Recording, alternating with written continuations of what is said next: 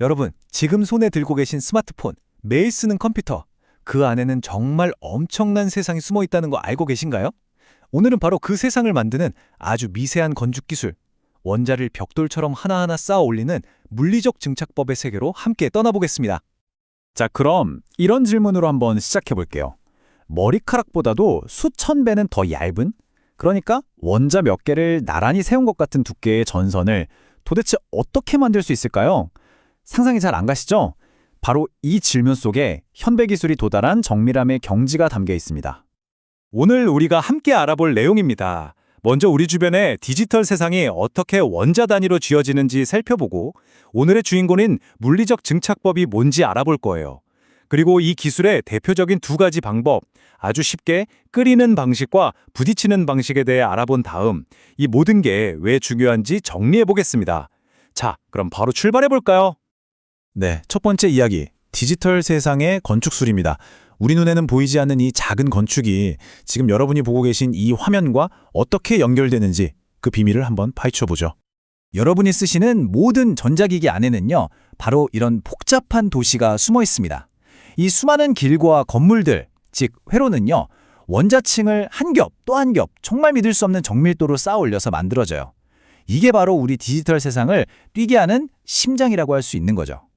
그렇다면 이 원자 단위의 건축, 도대체 어떻게 하는 걸까요? 그 해답이 바로 오늘의 핵심 주제, 물리적 증착법에 있습니다. 이게 어떤 기술인지 기본 개념부터 아주 쉽게 설명해 드릴게요.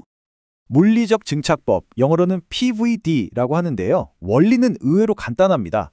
어떤 고체 재료를요, 수증기처럼 기체 상태로 확 만들었다가 우리가 원하는 판 위에 착 하고 달라붙게 해서 다시 고체로 만드는 거예요. 핵심은 바로 이 기체에서 고체로 상태를 바꾸는 데 있습니다. 자, PVD에는 그게 두 가지 방식이 있는데요.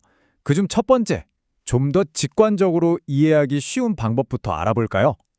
바로 열 증발법입니다. 이 비유가 정말 기가 막히죠? 원자 단위로 끓인다. 우리가 주전자에 물을 끓이면 김이 솔솔 나잖아요. 그거랑 똑같다고 보시면 돼요. 고체 덩어리를 진공 속에서 엄청나게 뜨겁게 만들어서 원자 하나하나가 기체가 돼서 날아다니게 만드는 겁니다. 과정은 이렇습니다. 먼저 텅 빈 진공 공간에 우리가 입히고 싶은 재료를 두어요. 그리고 아주 뜨겁게 가열하는 거죠. 그럼 원자들이 증기가 돼서 사방으로 날아가는데 진공이니까 방해하는 게 없어서 쭉쭉 직선으로 날아갑니다. 그러다가 저 위에 있는 차가운 판, 웨이퍼 같은 데 딱 닿는 순간 다시 고체로 변하면서 얇은 막이 싹 입혀지는 거예요. 겨울에 차가운 유리창에 입김 불면 하얗게 김서리는 거. 그거랑 원리가 똑같죠.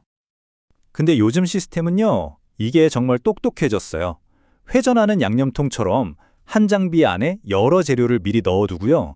전자빔이라는 아주 정밀한 레이저 포인터 같은 걸로 원하는 재료만 딱 집어서 가열할 수 있거든요. 이러면 장비를 열었다 닫았다 할 필요 없이 여러 종류의 막을 쭉쭉 만들 수 있으니 와, 시간 절약이 엄청나겠죠? 자, 끓이는 방식이 있었다면 이번엔 좀 더 과격한 방식입니다. 원자를 말 그대로 때려내는 거죠. 바로 스퍼터링이라는 아주 강력하고 정교한 기술입니다. 스퍼터링을 어떻게 생각하면 쉽냐면요. 두 가지 그림을 떠올려 보세요.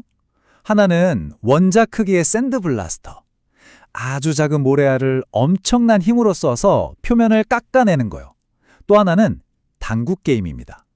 흰 공으로 다른 공들을 탁 쳐서 튕겨내는 거. 바로 그 느낌이에요. 조금 전문적으로 말하면 이렇습니다. 플라스마라는 특별한 상태의 기체에서 이온, 그러니까 전기를 띤 입자를 만들어요. 그리고 얘네들을 총알처럼 가속시켜서 우리가 원하는 재료, 타겟이라고 부르는 판에 꽝! 하고 부딪히게 하는 거예요. 그런 그 충격으로 타겟에서 원자들이 우수수 튕겨져 나오는 거죠.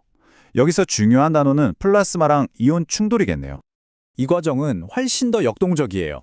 먼저 챔버에 아르곤 같은 가스를 살짝 채우고요. 거기에 강한 전기를 걸어주면 번쩍번쩍 빛나는 플라스마가 만들어져요. 그럼 이 플라스마 안에 있는 아르곤 이온들이 자석에 끌리듯 타겟 쪽으로 미친 듯이 날아가서 부딪히는 겁니다. 탕, 탕, 탕 하고요. 그 충격에 타겟 표면에 있던 원자들이 떨어져 나와서 웨이퍼에 가서 착 달라붙게 되는 원리입니다. 자, 이 스퍼터링 기술이 그냥 원자만 떼어내는 데서 그치지 않아요. 정말 기발하게 응용되는 사례가 있거든요. 바로 반응성 스퍼터링이라는 겁니다. 학계에서는 이걸 이렇게 부른대요. 채워진 장벽. 이름부터 뭔가 대단하지 않나요? 이 채워진 장벽이 대체 뭘까요? 다음 슬라이드에서 바로 확인해 보시죠. 반도체 회로에서는 구리 같은 금속이 다른 데로 번져나가지 않게 막아주는 얇은 장벽이 꼭 필요하거든요. 근데 이 장벽을 아무리 얇고 튼튼하게 만들어도 우리 눈에는 안 보이는 아주 미세한 틈이 생길 수 있어요. 채워진 장벽은 이 문제를 정말 천재적으로 해결합니다. 일부러 질소가스가 아주 많은 환경에서 티타늄을 스퍼터링하는 거예요. 그러면 원래 있어야 할 티타늄이랑 질소 말고도 여분의 질소 분자들이 막 안에 끼어 들어가서 갇히게 돼요.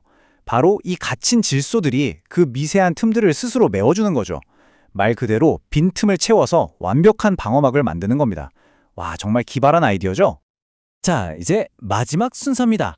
지금까지 본 두 가지 방법을 한번 비교해보고 이 기술이 왜 그렇게 중요한지 정리하면서 마무리해볼게요. 한번 정리해볼까요? 증발법은 열로 살살 끓여서 증기를 만드는 방식이고 스퍼터링은 이온으로 강하게 때려내는 방식이에요. 이 차이 때문에 모든 게 달라집니다. 아무래도 강하게 때려박는 스퍼터링이 접착력이 훨씬 좋을 수밖에 없고요.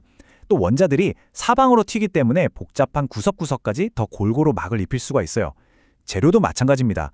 순수한 금속 하나만 입힐 땐 증발법도 괜찮지만 여러 재료가 섞인 합금이나 화합물은 스퍼터링이 압도적으로 유리하죠. 결국 우리가 매일 쓰는 스마트폰 속 작은 칩부터 저 멀리 우주를 보는 망원경의 특수 렌즈 코팅까지 이 모든 첨단 기술의 바탕에는 바로 오늘 우리가 살펴본 물리적 증착법이라는 보이지 않는 장인의 손길이 숨어 있었던 겁니다.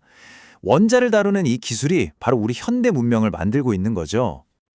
오늘 우리는 원자를 벽돌처럼 쌓아서 세상을 만드는 기술을 살짝 엿봤습니다. 그럼 마지막으로 이런 상상을 해보면 어떨까요? 이렇게 원자 하나하나를 우리 마음대로 제어하는 기술이 더더욱 발전한다면 과연 미래에는 지금은 상상조차 할 수 없는 어떤 기술들이 현실이 될까요? 정말 생각만 해도 가슴이 뛰지 않나요?